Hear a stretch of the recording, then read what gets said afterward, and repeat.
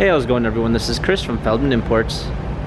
Today we're taking a look at a 2020 GLB 250 4MATIC. This one's a Galaxy Blue Metallic.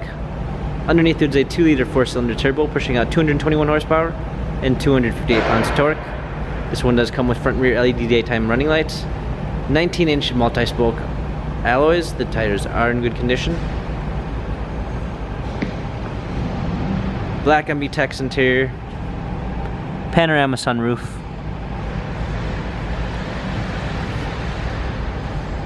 GLB 250 4MATIC badging, power liftgate, set of all-season and regular floor mats, cargo cover, fold-down rear seats. This one does come with the Premium 1 package, which is going to give you a blind spot assist, Burmeister sound system, heated seats, memory seats, power windows, heated steering wheel. Hopping in, we've got touchpad steering wheel controls with Bluetooth capabilities, paddle shifters for extra performance, two 10.25 high resolution monitors for your instrument cluster and media display, which is now touchscreen, push start ignition,